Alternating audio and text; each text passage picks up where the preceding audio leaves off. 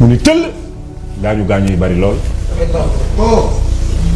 gaañu yi bari lool waaye muy góor nag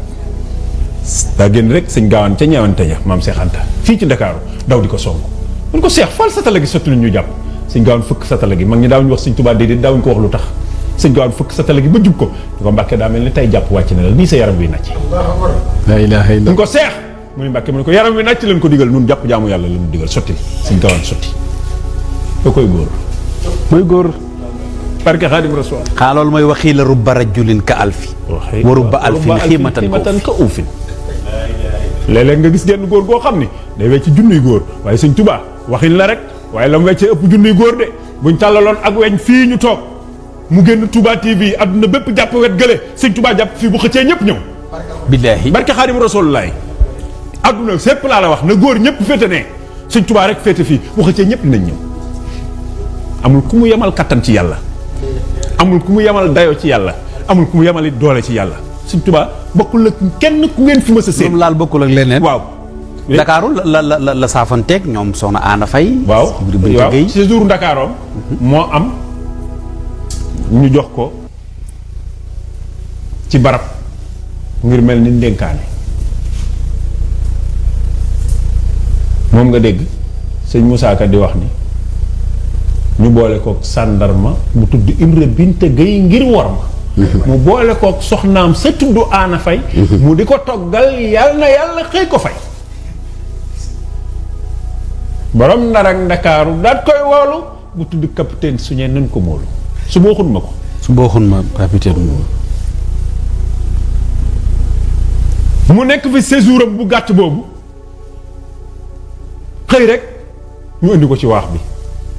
murid yëpp ñëw di ko xool seen bët ya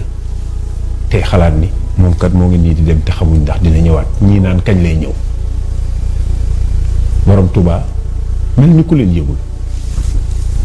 ñu daal di teeral seeni gaal fa waax ba Seex Bamba togg loo fa sàmbalaax baax ba fii ci waaxu Moussa Siri ci Ndakaaru pooru Ndakaaru bii ñu taxawal gaal ga fu sori teg ak looco ngir mu yéeg ci dem ca gaal ga pour mu dem ci fi gaar gi taxaw la ville de Pernambouc fi mu taxaw pour sëñ Tuubaa dem fi dañ koy tegal looco mu yéeg ci dem foofa murid taxaw di ko xool muy santaane yam daa santaane mel ni ku ne bari te xam ni ñii léegi ma tàggoog ñoom tubaab bi di ko xool bëtu booy génn trottoir bi ma lay rey mbaa nga ni waaw mu ne ca lam ni yëgalu ko yaramam sax moom ñoom bañ ni ko ba ñu jëli bagaasam teg ni ko mën ngaa yéeg mu teg ci rampe bi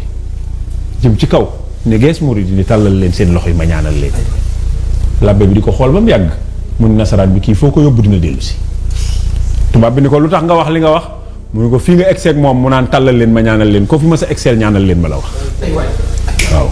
fii nga egseeg moom fàttewul yàlla fàttewul boppam fàttewul ñii ko topp te yàlla tax mu naan tàllal leen ma ñaanal leen koo fi ma sa egseel mu taxaw fi ñaanal leen ma la wax te taxu koo dëpp waaye kii dina ñëw de mu yëg ci gaal gi sëñ Ahmadou Ndumbe Xabaan waaw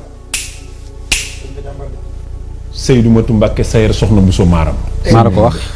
la ko wax laxasaayu 40 ans topp borom Touba sëñ Touba njëkk ko fi juróom benni at mu mujj fi sëñ Touba juróom benni at noo tolloo at yuñ dund maami sëñ Mamor way juru sëñ Habibu ak sëñ Abdou Ummi ak sëñ Abdourahman caatum sëñ Modou Xabaan sëñ Ibra Xujja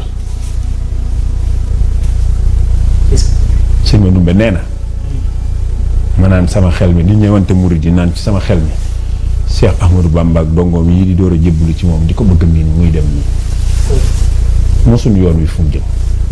sëñ ma Ndumbe nee ni sama xel meeg sama xol bi laa koy rabal nee na mu ne ma Ahmadou Ndumbe te ma ngi ca gaal ga dekk na Ahmadou Ndumbe ñetti yoon nee na ma wuyu ko mu ne ma farja'u walsamu taa'ata rabbikum kese wàññiku leen te saxoo topp seen borom laxat awdaatukum man maa wadaatuhu shay'an wa hasaltu fii shay'un yasu'uni ma Ndumbe dénk naa leen yàlla mi nga xamante ni musuma koo dénk dara jële ci lenn lu ma naqari sëñ ma Ndumbe nee na ba mu demee 7 mètres sore ma 7 mètres ci ndox mi wax ak man ci sama xel mii ma wax sama xel mu tontu ko laa xam ni moo ngi dem moo ngi ñëw